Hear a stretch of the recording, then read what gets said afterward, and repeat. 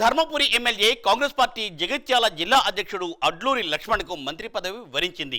దీంతో కేడర్ జోష్లో ఉందనే లోపుగానే జగిత్యాల పట్టణంలో ఇప్పుడు ఫ్లెక్సీలు కలకలం రేపుతున్నాయి.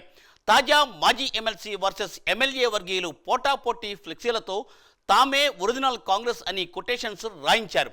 మరి జిల్లా అధ్యక్షునిగా విప్గా ఇప్పుడు మంత్రిగా పదవి చేపట్టిన అడ్లూరికి కొత్త తలనొప్పులు రానున్నాయి. మరి ఇందుకు గల కారణాలు ఏంటి? నియోజకవర్గ కాంగ్రెస్లో తాజా ఫ్లెక్సీ వార్ పరిస్థితి ఏంటి? వాజీ స్టోరీ.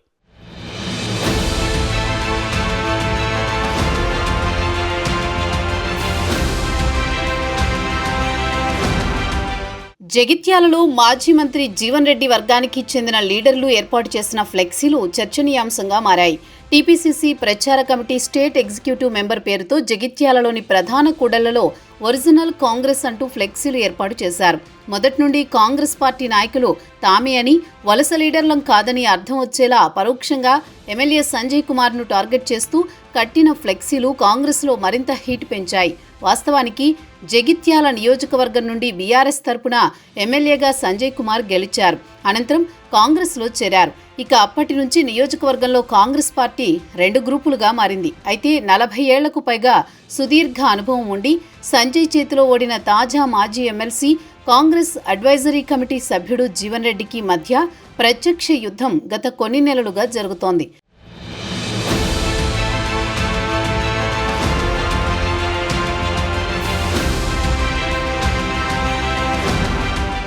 ఇక అప్పటి నుండి కొందరు లీడర్లు ఎమ్మెల్యే సంజయ్ కుమార్ వెంట నడుస్తుండగా మరికొందరు మాజీ మంత్రి జీవన్ రెడ్డి వెంట ఉన్నారు.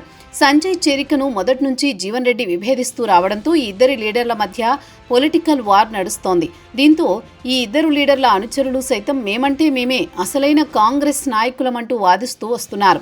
ఈ క్రమంలో తాజాగా ధర్మపురి ఎమ్మెల్యే అడ్లూరి లక్ష్మణ్ కుమార్కు మంత్రి పదవి రావడం, అదే రోజు ప్రమాణ స్వీకారం చేయడం జరిగింది. దీంతో ఆయనకు శుభాకాంక్షలు తెలుపుతూ జగిత్యాలలో కాంగ్రెస్ లీడర్లు పోటాపోటీగా ఫ్లెక్సీలు ఏర్పాటు చేశారు. ఈ నేపథ్యంలో జీవన్ రెడ్డి వర్గీయులు ఫ్లెక్సీల్లో తామే ఒరిజినల్ కాంగ్రెస్ లీడర్లమంటూ ఫ్లెక్సీలు ఏర్పాటు చేశారు. దీంతో సంజయ్ వర్గీయులు కేవలం శుభాకాంక్షలు తెలుపుతూ ఫ్లెక్సీలు ఏర్పాటు చేయడం జరిగింది. ఇద్దరు నేతల మధ్య, అనుచరుల మధ్య ఆధిపత్య పోరు కొట్టొచ్చినట్టు కనిపిస్తోంది. ఇద్దరు నేతలు ఏర్పాటు చేసిన ఫ్లెక్సీలు చర్చనీయాంశంగా మారాయి. అయితే మాజీ మంత్రి జీవన్ రెడ్డి అనుచరులు ఒరిజినల్ ఏర్పాటు చేసిన ఫ్లెక్సీలు ఆ పార్టీలో ఉన్న వర్గపోరును మరోసారి బహిర్గతం చేశాయి.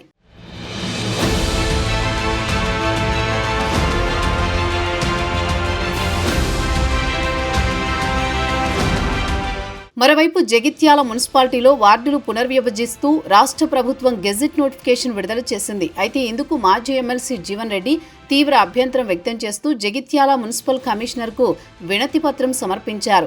కాంగ్రెస్ కార్యకర్తలతో ర్యాలీగా వెళ్లిన జీవన్ రెడ్డి వినతి పత్రం ఇచ్చారు. కాగా 3000 మంది ఒకే చోట నివాసం ఉండే ప్రాంతాన్ని 2 వార్డుల్లోనే ఎలా కలుపుతారని ప్రశ్నించారు.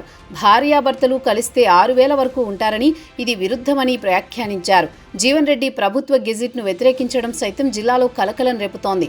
ఈ క్రమంలో వార్డుల విభజనపై జగిత్యాల ఎమ్మెల్యే సంజయ్ పట్టుబట్టి రాజపత్రం విడుదల చేయించడం గమనార్హం. దీంతో ఇద్దరి మధ్య సైలెంట్ వార్ మరోసారి తెర మీదకొచ్చింది.